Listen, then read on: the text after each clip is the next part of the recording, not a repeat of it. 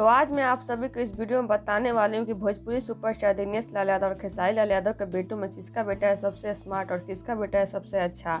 हमें comment box में आप जरूर बताइएगा।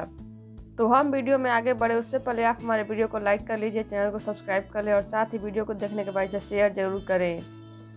और वहीं अगर आप में से किसी को भी हमारे चैनल के माध्यम से कुछ प्रमोट करवाना या फिर टैलेंट को दुनिया को दिखाना चाहते हैं तो आप हमें इंस्टाग्राम फॉलो कर मैसेज कर सकते हैं। लिंक आप सभी को डिस्क्रिप्शन बॉक्स में मिल जाएगा।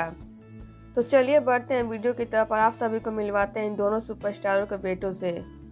और सबसे पहले बात कर लेते हैं भोजपुरी सुपरस्टार दिनेश लाल यादव उर्फ निरहुआ के बेटे के बारे में। तो हम आप सभी को बता दें कि बहुत ही कम लोग जानते हैं कि निरहुआ की शादी हो चुकी है, पर हम आपको बता दें कि निरहुआ की शादी को 20 साल हो चुकी है और इनके बच्चे भी अब काफ़ी बड़े हो गए हैं, छोटे नहीं हैं। जी हाँ, निरहुआ के बेटे बड़े हो गए हैं और निरहुआ के 2 बेटे अमित और राहुल, ये दोनों अपने पापा से बहुत ही प्यार करते हैं, जैसा कि आप सभी देख ही पा रहे होंगे निरहुआ के बेटे को। और निरहुआ भी अपने बेटों से बहुत ही प्यार करते हैं। और अब निरहुआ के बेटों को देखकर आपका क्या कहना है हमें कमेंट बॉक्स में जरूर बताइएगा। तो वहीं अब बात कर लेते हैं खेसारी लाल यादव के बेटे के बारे में। तो खेसारी की शादी को भी 15 साल हो चुके हैं, पर खेसारी को पहले बेटी हुई थी कृति, जो कि अब काफ़ी बड़ी हो गई है। तो वहीं खेसारी के बेटे भी अब बड़े हो रहे हैं और खेसारी के बेटे बिल्कुल अपने पापा की तरह हैं।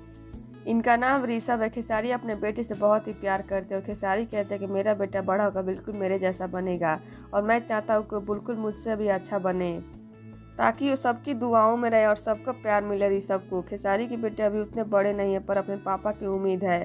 तो अब देखा आपने खेसारी और निरहुआ के बेटे को, तो अब आप सभी को किसका बेटा सबसे प्यारा और सबसे स्मार्ट लगा हमें कमेंट बॉक्स में बताइएगा। और साथ ही अगर आपको हमारा वीडियो पसंद आया हो तो प्लीज़ हमारे वीडियो को लाइक कर ले, शेयर कर ले, चैनल को सब्सक्राइब करना ना भूलिएगा। धन्यवाद।